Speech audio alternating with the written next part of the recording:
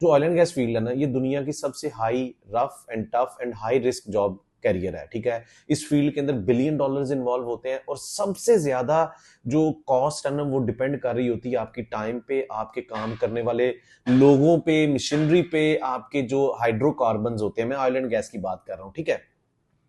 अब इस इंडस्ट्री के अंदर जरा भी टॉलरेंस नहीं होती कि किसी काम को आप डिले कर दो। ये बात आपने जहन में रखनी है। जब आपका काम डिले होता है ना, तो आपका वही काम जो पहले 100 रुपए में होना था अब 200 रुपए में होगा।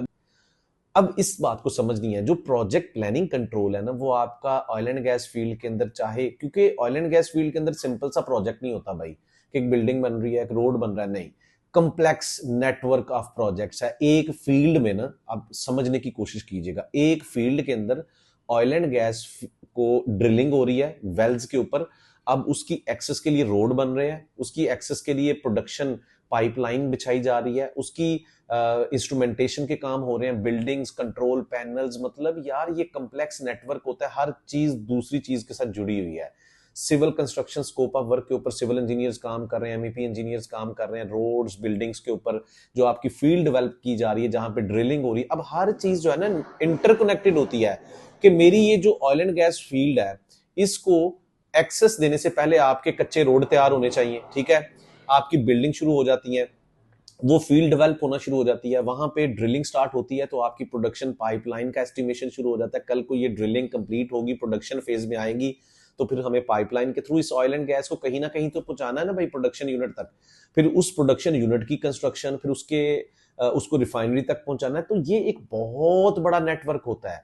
अब ऐसा नहीं है कि सिंपल कंस्ट्रक्शन इंडस्ट्री की मैं एग्जांपल लूं कि एक रोड बना रहे हैं 40 से 45 किलोमीटर का, तो चलो वो बन ही जाएगा ना। लेकिन यहां पे ऑयल एंड गैस फील्ड के अंदर हर चीज डिपेंडेंट होती है। रोड बनेगा, कच्चा रोड बनता है यूजली तौर पे ऑनशोर फील्ड की मैं अगर बात करूं। ऑफशोर की बात करूं तो वहां पे भी मतलब वो डिफरेंट स्कोप ऑफ वर्क होता है, लेकिन वहां पे भी इसी तरीके से नेटवर्क होता है। समंदर के अंदर वेल्डिंग हो रही है। तो मकसद बात करने का यह है कि यहाँ पे हर डिलीवरेबल, मतलब अगर सिविल का है, वो रोड है, बिल्डिंग है, उसकी कुछ ना कुछ फिलोसफी प्लानिंग की रिलेटेड है नेक्स्ट काम के साथ, फिर अगले। तो अगर एक काम डिले होगा तो अगला काम उस पर इंपैक्ट डाल रहा है, दूसरा, तीसरा, चौथा, पांचवा, सारे काम। सो प्लानिंग के अंदर हम क्या करते हैं, एक सीपीएम डेवलप करते हैं। ओवरऑल अपने पूरी फील्ड का सीपीएम होता है कि हमारा ये वर्क पैकेज डिलीवर होगा, उसके बाद हम इसको स्टार्ट कर सकते हैं, उसके बाद ये। और फिर यही चीज हमें एक ओवरऑल स्ट्रेटजी देती है कि हमें कहां पे कितने रिसोर्सेज चाहिए, कहां पे कितना कैश फ्लो चाहिए, कहां पे कितना मटेरियल चाहिए। इसलिए प्लानिंग इंजीनियरिंग का ये जो स्किल्स होता है ना, ये बहुत ज्यादा डिमांडिंग है, क्योंकि इस तरह के स्किल्ड लोग ज्यादातर अवेलेबल नहीं है अभी के टाइम पे। अगर मैं बात करूं तो आप गूगल भी कर सकते हैं, आपकी जो प्रोजेक्ट मैनेजमेंट या प्लानिंग इंजीनियरिंग जो स्कोप ओरिएंटेड इंजीनियर्स हैं वो ज्यादा रिक्वायर्ड होते हैं, लेकिन कम एग्जिस्ट कर रहे हैं।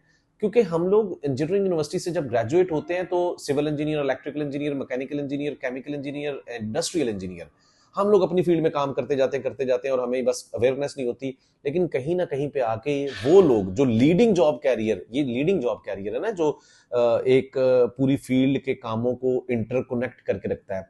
तो इस तरह के स्किल फिर हम सीखते हैं फील्ड के अंदर आके, अवेयरनेस नहीं होती समहाउ।